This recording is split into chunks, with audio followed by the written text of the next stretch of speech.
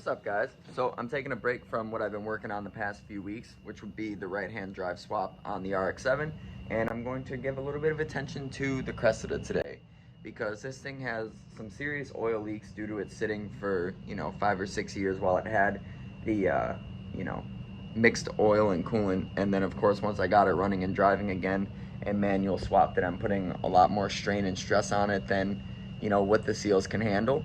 So when I put oil in it, I drive it once or twice and then it leaks everything out. I might have to reseal the oil pan, probably have to do a front main seal.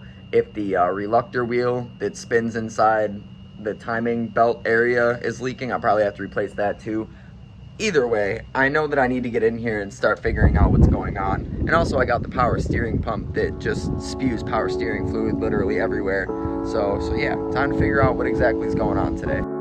Alright, so as you can see here, power steering fluid has been getting slung all over the engine bay. You can see it all up on the AFM, all over the water neck.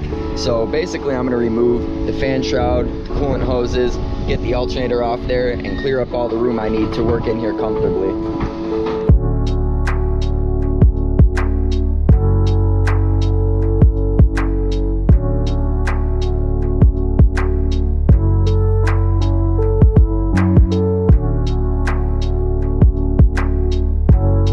Alright, so I got the radiator out, got the clutch fan out. Here it is sitting over here. It's super dirty. Whatever is slinging all over this is actually kind of sticky, which is weird. I wonder if that's because it's warm. I'm not really sure. But yeah, got that all pulled out. Now it's time to start removing the accessories and dig down to behind these cam gears so I can probably lift the head up and put some RTV in there and find all the other leaks. Use YouTube magic here to get this time cover off. Alright, and I got the timing cover off, and it actually looks like this isn't leaking, and the front main isn't leaking either. But while we're here, we're going to replace it anyways.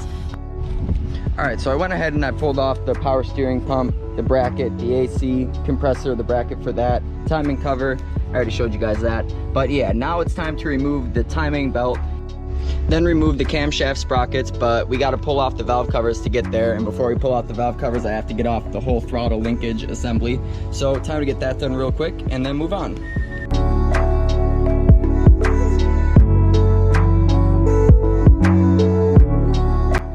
So I got off the valve covers and the cams are still looking really nice. If you guys remember, when I put the head gasket in here, I had to take out the cams and really clean them up because they were completely covered in surface rust because of the amount of time that the 7M had sat with the oil and water mixture in there. So yeah, it's good to see that they're still looking pretty good. And yeah, now I'm gonna remove these front cam sprockets and then remove this cover and see if we can get it sealed up before I have to go to work.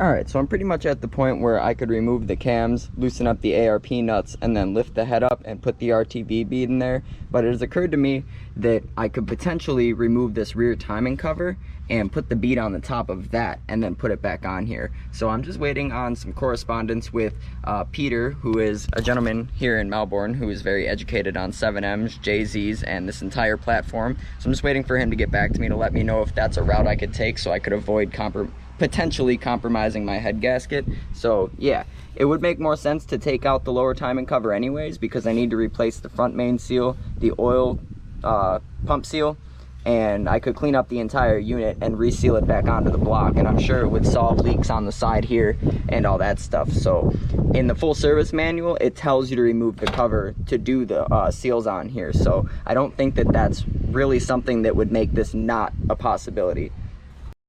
So as soon as he gets back to me, I will know what course of action I can take. But for now, I'm going to clean up this entire mess, put everything in the back of the Cressida, and then head over to work.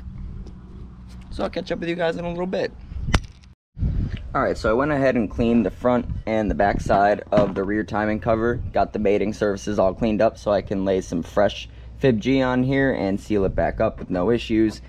I also ordered a power steering rebuild kit. So I have the power steering pump back here and it's all taken apart, and basically there's like a $12 kit with a bunch of clips and seals and O-rings and whatnot. So I'm going to rebuild this pump so it stops leaking everywhere, and then hopefully the 7M is a lot more of a fun experience to drive. It's already extremely fun when it leaks out all of its oil and the power steering all over, and then the power steering fluid hits the header, and then it makes my car look like it's about to start on fire, and then it freaks out everybody in traffic. So yeah, if we could not do that anymore, it'd be perfect.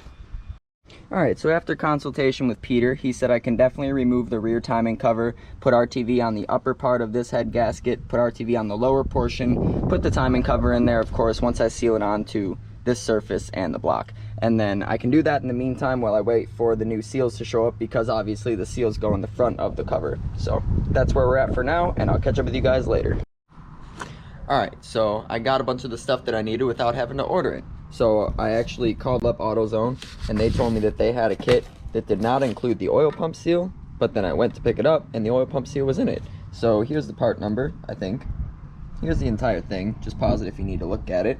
And that comes with the crankshaft seal, the oil pump seal, and then the rear seals for the back of the timing cover. However, I'm just going to put RTV on here because RTV lasts a lot longer than Fail Pro gaskets. You know, it's called Fail Pro, right? But it's like fail prone because they kind of suck. But take what I can get. And this engine is gonna get like rebuilt at some point when I do boost it, so it's not like it's not gonna all come apart anyways. And when I do that, I will order everything in advance and get OEM gaskets.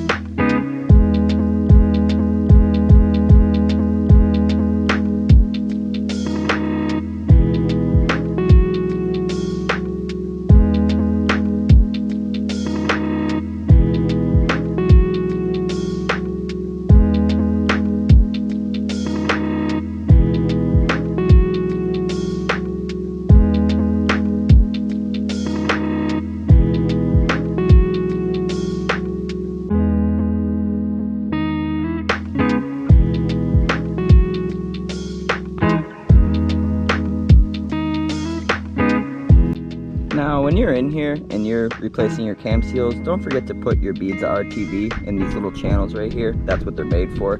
If you don't do that, you'll have excessive oil leaks. So, got my new camshaft seal here. Got the cam cap, gonna clean this up, get the RTV off there, put it back together, and put the 7M back together.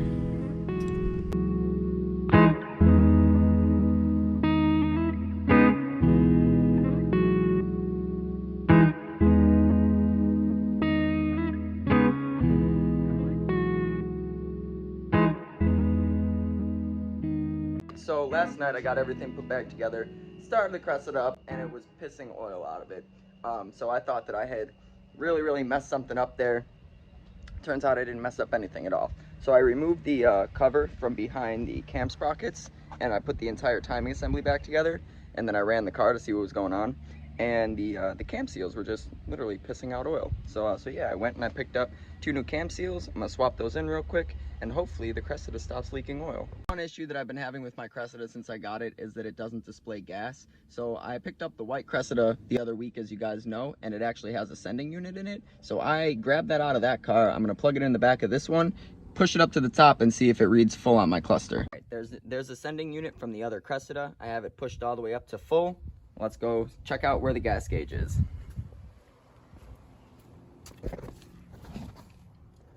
Perfect. It's the little things, man. The little things.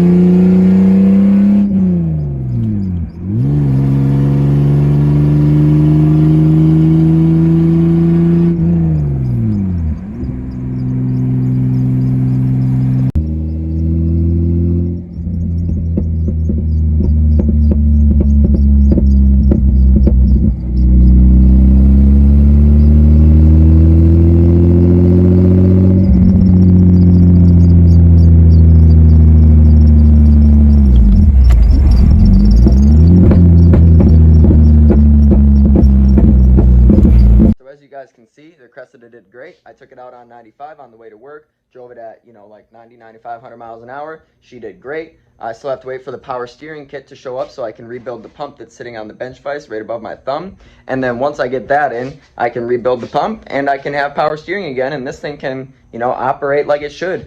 Honestly, at this point, the only two things that don't work as they should are the speedometer, which is probably something to do with the speedo cable, because I put it in the W58 and I screwed it all the way in, but the line still has travel, so obviously that's probably what it is. There's a small extension on it too, so maybe I just need to disconnect the extension and then run the line straight to the transmission. I don't know yet. I have to do some research and find out.